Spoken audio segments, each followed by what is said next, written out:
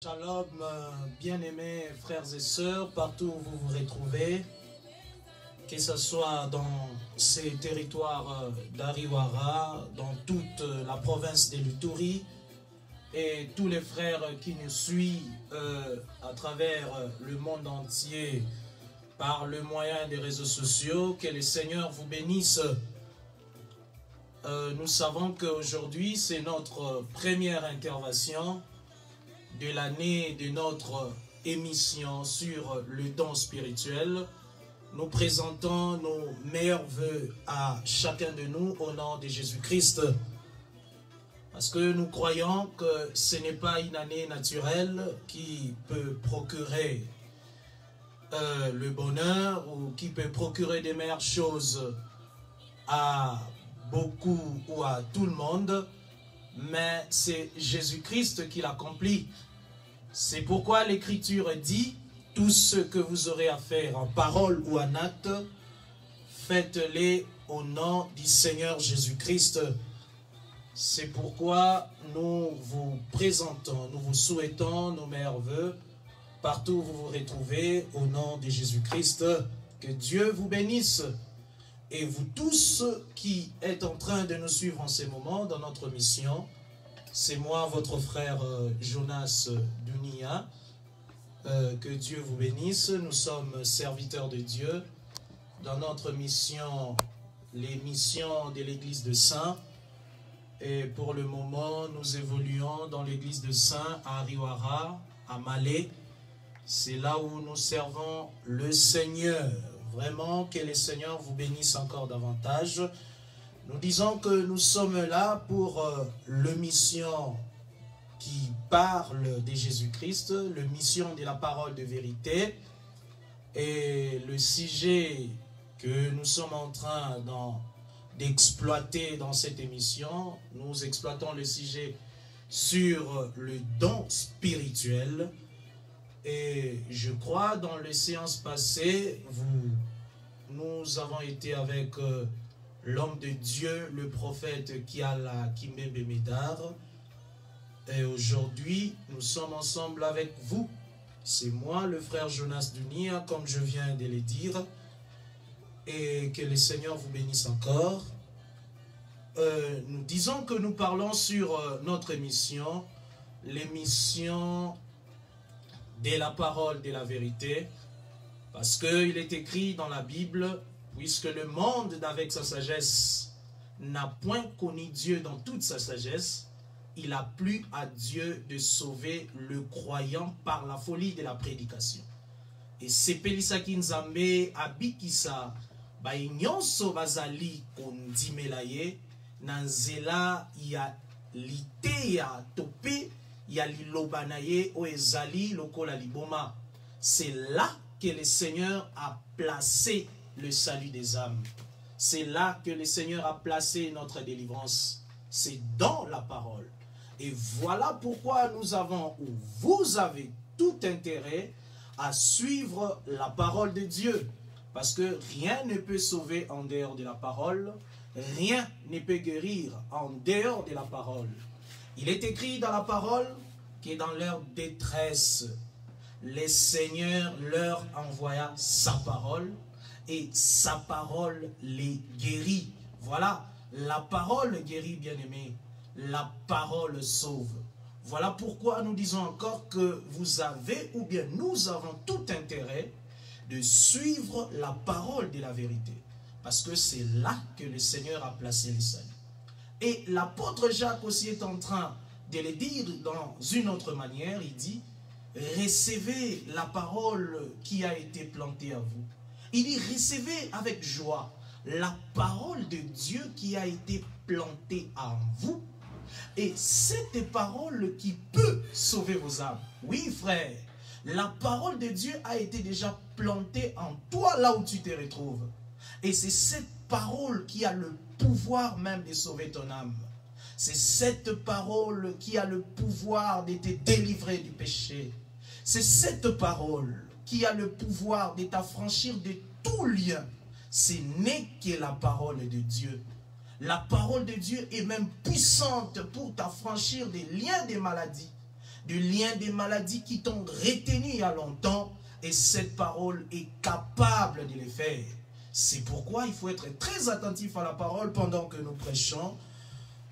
Nous sommes sur le don spirituel, comme nous venons de le dire.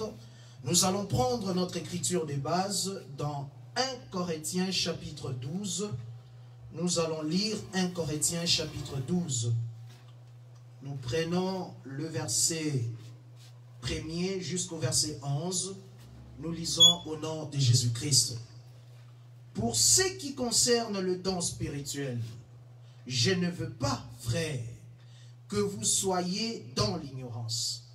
Vous savez que lorsque vous étiez païens, vous vous laissiez entraîner par les idoles muettes, selon que vous étiez conduits.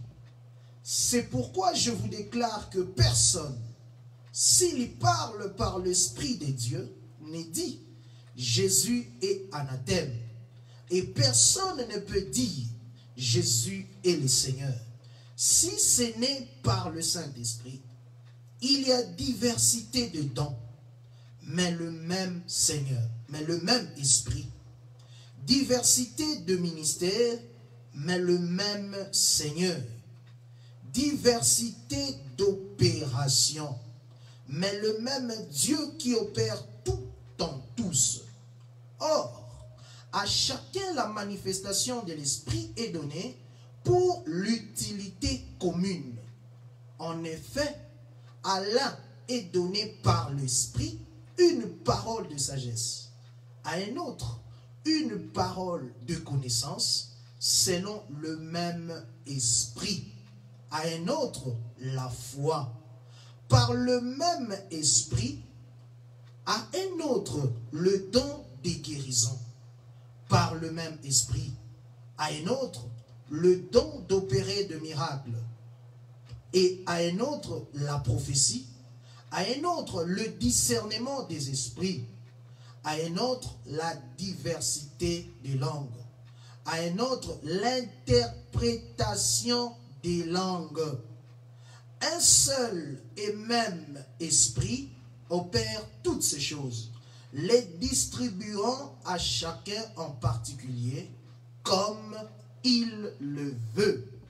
Vraiment que le Seigneur Jésus-Christ ajoute de l'explication à cette écriture, parce que la Bible, dans la Bible que nous avons les Écritures, et nous avons aussi la pensée de Dieu qui est cachée dans l'Écriture. Et cette pensée n'est qu'une autre Écriture expliquant une autre. Voilà pourquoi nous implorons toujours la grâce du Seigneur de pouvoir nous révéler ces choses, parce que nous ne savons rien. Je crois que la fois passée, on était en train de parler d'abord du Saint-Esprit. Et pourquoi nous parlions du Saint-Esprit au préalable? Parce que c'est le Saint-Esprit qui est à la base du don spirituel. Voilà pourquoi nous avions pris toute la peine de vous parler du Saint-Esprit. Comme l'Écriture nous dit, il y a diversité de dons, mais le même Esprit.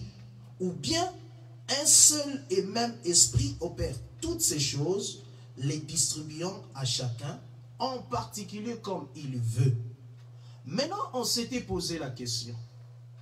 Pourquoi le Saint-Esprit fut donné? Est-ce seulement pour les dons spirituels? On avait répondu par l'Écriture.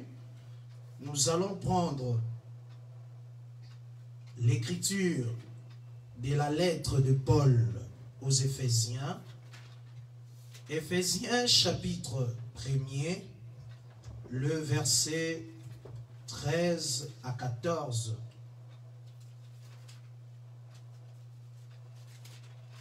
Éphésiens chapitre 1er, le verset 13 à 14. Il est dit, en lui vous aussi, après avoir entendu la parole de la vérité. J'aimerais que vous puissiez bien retenir ceci. Après avoir entendu la parole de la vérité, l'évangile de votre salut. on explique la parole de la vérité comme l'évangile du salut. On dit, en lui vous avez cru et vous avez été scellés du Saint-Esprit qui avait. Voilà. Donc, après avoir entendu la parole de la vérité, le croyant, ceux qui croient en cette parole de la vérité, c'est ce qu'on appelle le Saint-Esprit, que Dieu nous a donné, les gages de notre héritage. Et par cette écriture, on a compris que le Saint-Esprit a été donné pour confirmer aux croyants qu'ils recevront un jour l'héritage que le Père les a promis. C'est pourquoi on dit, le Saint-Esprit qui est donné, après avoir cru à la parole de la vérité, c'est le gage de notre héritage. On dit, c'est le gage de notre héritage pour la rédemption de ceux que Dieu s'est acquis pour célébrer sa gloire. Voilà.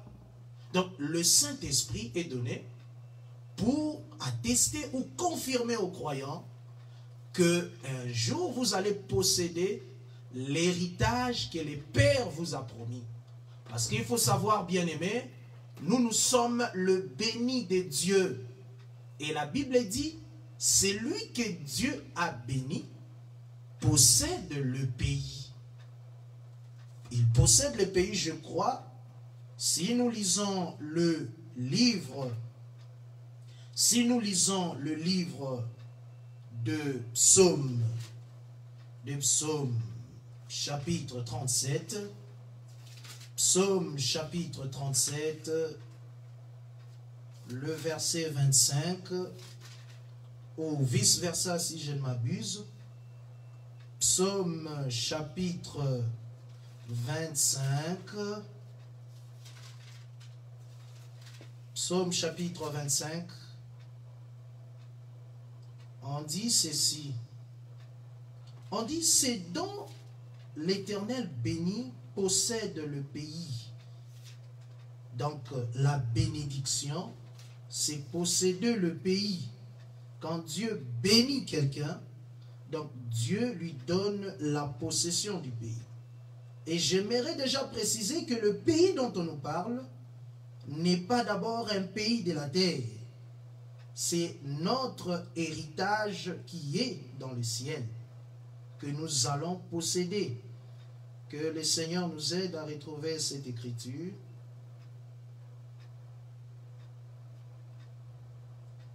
L'écriture dans Psaume, je crois, nous allons revenir encore là-dessus.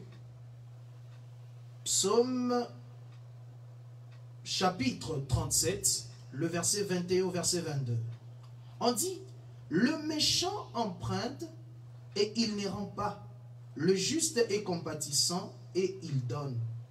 Car ceux que bénit l'Éternel possèdent le pays, et ceux qu'il maudit sont retranchés. Ici, l'Écriture nous montre, noir sur blanc, que ceux-là que l'Éternel bénit entrent en possession du pays. Ils doivent posséder le pays. Mais ceux-là que l'Éternel maudit doivent être retranchés du pays. Maintenant, comme nous sommes bénis en Jésus-Christ, nous devons posséder notre pays. Et le pays que nous entendons posséder n'est pas un pays de la terre. Parce que je ne crois pas, bien-aimé, qu'il puisse y avoir un pays ici-bas, ici sur la terre, qui soit plus que le ciel. Partout sur la terre, il y a des problèmes.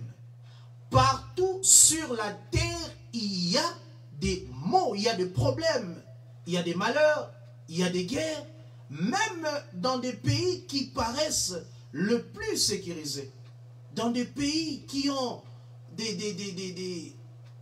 qu'est-ce qu'on peut dire encore? Les pays les pays développés dont nous connaissons, il y a toujours eu la joie, là où il y a la paix totale, c'est le ciel véritable. Et c'est ça le pays que nous attendons. Mais pour posséder ces pays-là, tu dois d'abord commencer par être béni de Dieu. C'est pourquoi la Bible dit qu'après avoir entendu la parole de la vérité, et c'est la parole, le verset 4, Éphésiens chapitre 4, le verset 30. Nous lisons au nom de Jésus-Christ. N'attristez pas le Saint-Esprit de Dieu, par lequel vous avez été scellés pour le jour de votre rédemption. Voilà. On dit qu'on ne doit pas attrister le Saint-Esprit de Dieu, qui nous a été donné comme un sceau, le sceau dans notre vie. Maintenant, on explique le but pour lequel le Saint-Esprit est donné comme sceau aux croyants. On dit pour le jour de votre rédemption. Donc, c'est-à-dire, quand on reçoit le Saint-Esprit, c'est en vue d'une rédemption à venir. Mais d'aucuns ou beaucoup de gens se posent la question, ne sommes-nous pas rachetés en ces temps? Oui, effectivement, nous sommes rachetés. Mais pourquoi encore parler d'une autre rédemption? Il s'agit de la rédemption de notre corps. Quant à l'âme, nous sommes rachetés. Notre âme est sauvée. Maintenant, nous attendons maintenant posséder réellement ce qui nous a été promis. Et cela se fera par rapport, cela sera encore une autre rédemption. Parce qu'en Jésus-Christ, il y a deux rédemptions. Pour l'homme, il y a la rédemption de l'âme, il y a aussi la rédemption du corps. Quand nous croyons à la parole aujourd'hui, nous sommes rachetés, nous sommes sauvés. Et le Seigneur, pour attester que nous sommes sauvés, il nous a donné le Saint-Esprit. Cela montre réellement que nous sommes sauvés. Mais néanmoins, aujourd'hui, nous vivons ce salut ou cette rédemption dans notre âme.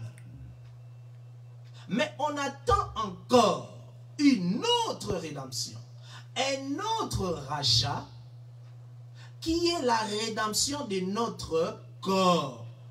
Et cela se fera au jour du Seigneur, comme le frère Paul nous le dit dans Éphésiens chapitre 4, le verset 30. Que le Saint-Esprit nous a été donné pour le jour de notre rédemption. Oui, bien-aimé, le frère Paul continue encore. Il vient encore avec un autre témoignage pour appuyer encore ce que nous disons. Dans Philippiens chapitre 3. Dans Philippiens chapitre 3, il dit ceci. Il dit ceci, bien-aimé, au verset 20. Je prends même le verset 19 jusqu'au verset 21. Il dit à ces gens-là qui vivent mal, qui marchent en ennemis de la croix, batoyo batosaka makambo ya Nzambe te, bakangami kaka na makambo ya se. Batouana, la Bible dit, il marche en ennemi de la croix. Aujourd'hui, la croix n'est pas une croix qui est physique. Vous allez voir beaucoup de gens marcher avec une croix physique, ou le maître ou la maître sur leur cou, à leur poignet, ou dans leur maison. Ils les représentent eux-mêmes. Mais aujourd'hui, nous croyons que la croix n'est pas physique. Quand la Bible nous parle de la croix aujourd'hui, la Bible veut parler de l'enseignement de Jésus-Christ. C'est pourquoi il est écrit dans 1 Corinthiens 1, le verset 18, « Car la prédication de la croix est une folie. » Donc aujourd'hui, la croix n'est plus restée une croix physique, mais la croix est devenue toute une prédication qui témoigne l'œuvre que Jésus-Christ avait accomplie à Golgotha. Il dit ceci, je prends Philippiens chapitre 3, le verset 19 à 21. Il dit, leur fin de ces gens-là sera la perdition. Ils ont pour Dieu leur ventre. Ils mettent leur gloire dans ce qui fait leur honte. Ils ne pensent qu'aux choses de la terre. Voilà la nature de gens qui ont pour fin la perdition. Ce sont des gens qui ne pensent qu'aux choses de la terre. Des gens honteux. Les gens qui donnent plus d'importance à leur ventre, au lieu de penser aux choses célestes. Nous sommes citoyens des cieux, d'où nous attendons comme sauveur le Seigneur Jésus-Christ. Voilà. Ici, le frère Paul, il est en train d'expliquer qu'il attend, ou nous attendons, nous le croyons, nous attendons le Seigneur Jésus-Christ comme sauveur. Oh, pourquoi nous l'attendons encore comme sauveur? C'est pour la deuxième rédemption qui est en Jésus-Christ, la rédemption du corps. Écoutez, il continue en disant, d'où nous attendons comme sauveur le Seigneur Jésus-Christ, qui transformera le corps de notre gloire, le corps de notre humiliation, en le rendant semblable au corps de sa gloire, par le pouvoir qu'il a reçu de s'assujettir toutes choses. Voilà. C'est-à-dire qu'on attend encore le Seigneur Jésus-Christ comme le Sauveur. Pourquoi comme Sauveur?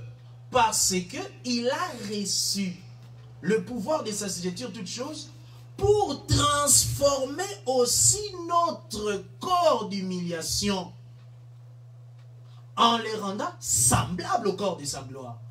Oui, frère, le corps que nous avons, c'est un corps d'humiliation. Et ça, penza nzoto asoni. Nzoto soke simbi kobela. Tu es dans les regrets.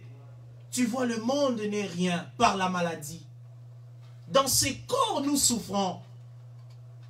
Et tant que nous demeurons dans ces corps, le frère Paul dit, nous demeurons loin du Seigneur. Et tout le jour de notre vie, nous avons le désir de nous revêtir de notre corps de gloire. Le corps céleste que le Seigneur nous a préparé. Parce que tel est les terrestres, tels sont aussi le terrestre. C'est-à-dire, le terrestre, un seul homme qui était Adam, il a fait nzoto wane zali na kati ya Yesu Christo. Et cette transformation de notre corps se fera par le Saint-Esprit. C'est pourquoi le Saint-Esprit a été donné. Donc, confirmer que les croyants recevront véritablement ou réellement leur héritage. Voilà pourquoi le Seigneur leur a donné le Saint-Esprit. Beaucoup de gens se disent, oh non, on peut aussi perdre le Saint-Esprit. Oh non, il y a eu quelqu'un dans la Bible, Dieu avait retiré en lui son esprit. Non, frère. Dans cette alliance, le Seigneur ne retire pas le Saint-Esprit aux croyants.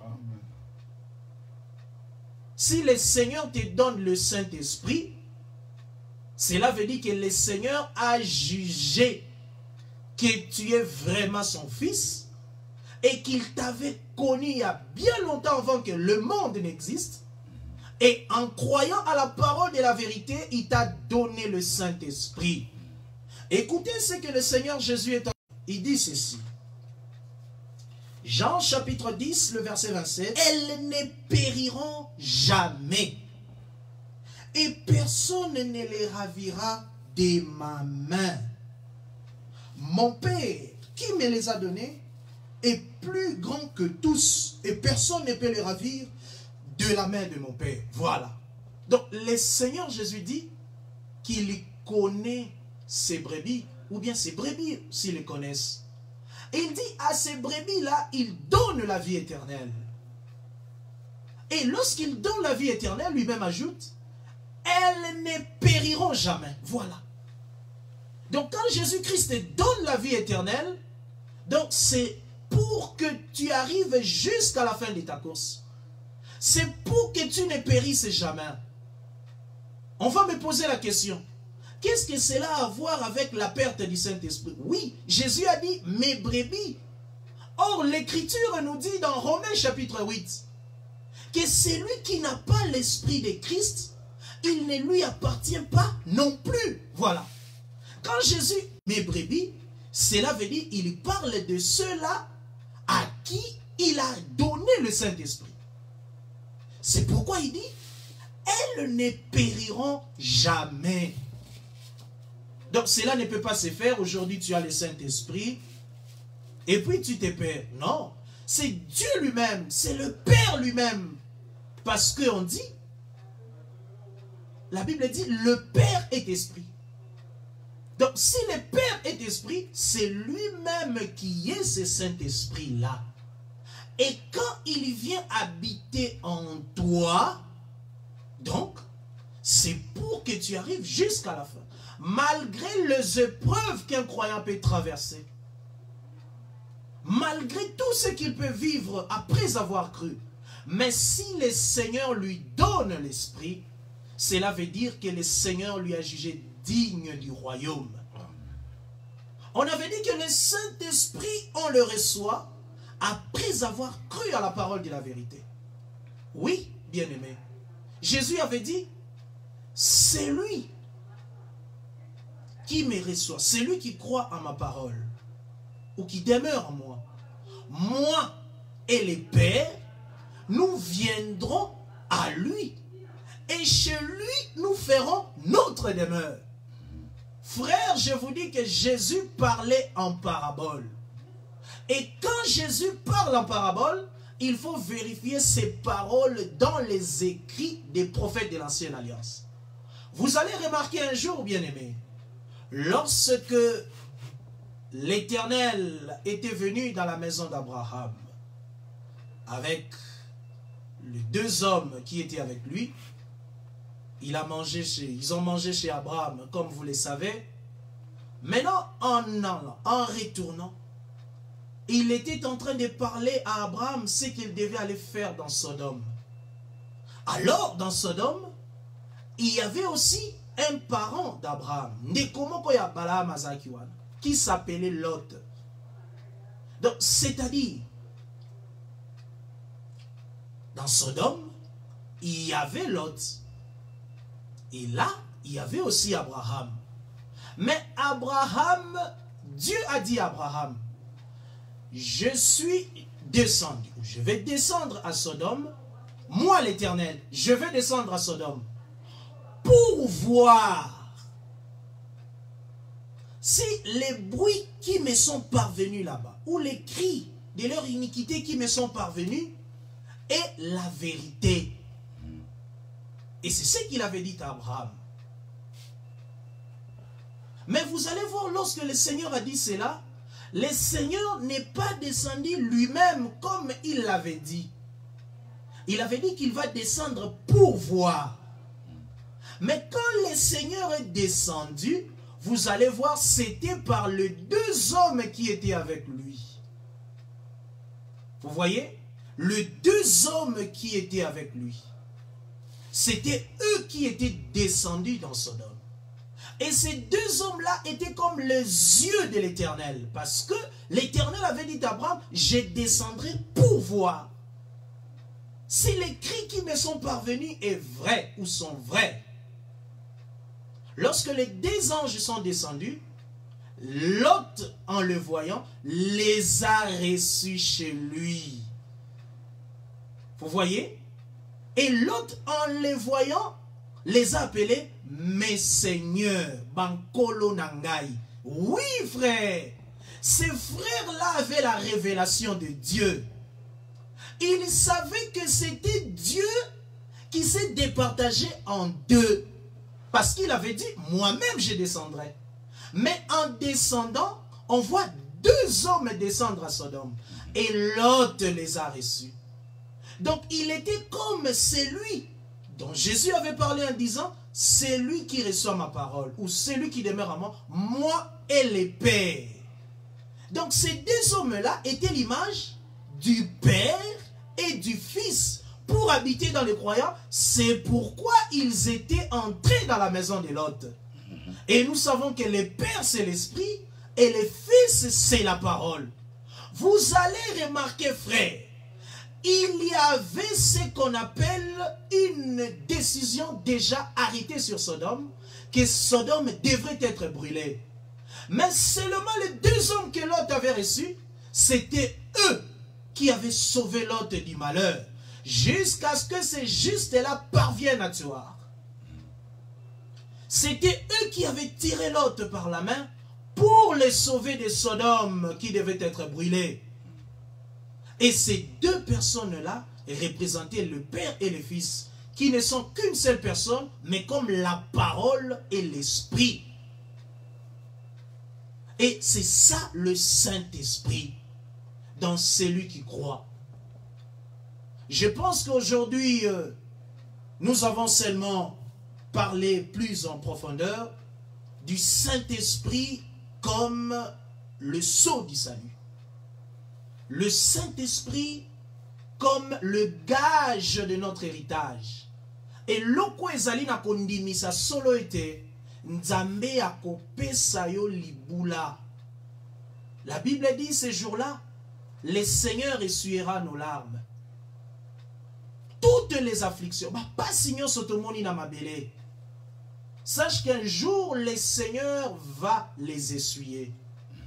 Le Seigneur va t'enlever le mauvais souvenir. Et tu entreras dans le pays qu'il a préparé pour toi. Il faut savoir que nos jours ici-bas, bien aimés, ce sont des jours en petit nombre. Mais les jours qui nous attendent au jour du Seigneur, ce sont des jours qu'on ne peut compter. Ce sont des jours de joie ineffable. Dans notre héritage qui ne peut se corrompre. Dans notre héritage qui ne peut jamais flétrir. Nous avons vu des gens sur la terre, ils ont de l'argent. Notre vie sur la terre, comme je viens de le dire, c'est une vie qui est en petit nombre de jours. Si la Bible nous dit que chez toi, Éternel, que nos vies ou 1000 ans chez toi sont comme les jours d'hier, à combien plus forte raison à toi, à qui le Seigneur n'a réservé que 40 ans de vie sur la terre. Vraiment, donne ta vie à Jésus-Christ. Tu peux vivre la joie. Tu peux vivre tout dans ce monde. On peut t'appeler de tout nom. Mais si ta fin est mauvaise, bien-aimé, tu vivras dans le tourment au siècle des siècles. La Bible dit qu'il y avait un faux prophète, là pour atterrir. Un faux prophète dans la Bible qui s'appelait Balaam. Mais ces jours-là, lorsqu'il a vu Israël, qui était le peuple de Dieu, qui était le peuple choisi par l'Éternel, qui était le peuple à qui le Seigneur avait remis sa parole, il a regardé son sort, il a dit que je meurs de la mort des justes. C'est ce qui est important. Tu peux avoir tout dans la vie, mais si tu ne meurs pas la mort des justes, tu n'as rien fait. Et puis les jours qui t'attendent dans l'au-delà seront des jours de tourment. Il dit que je meurs la mort des justes et que ma fin soit semblable à la leur. Alors, je vous dis que vous qui vivez dans la justice, vous avez une fin heureuse. L'héritage que le Père vous a réservé, c'est un héritage considérable. C'est un héritage, je ne sais comment le décrire, indescriptible. Vraiment que le Seigneur te fasse grâce. Que le Seigneur vous donne ces cœurs-là, vous ôte ces cœurs-là de pierre pour vous donner un cœur nouveau. Un cœur de voir que le monde est vanité de vanité. Le monde passe et sa convoitise aussi. En ce moment, nous allons prier pour vous, là où vous vous retrouvez, que le Seigneur puisse vous accorder sa grâce. Que le Seigneur puisse vous faire miséricorde. Il avait dit qu'il fait miséricorde à celui qu'il veut faire miséricorde. Et qu'il gracie celui qu'il veut gracier. Prions, bien-aimés. Seigneur Jésus-Christ, je viens te recommander tout un chacun de nous qui a été à la radio pour nous suivre.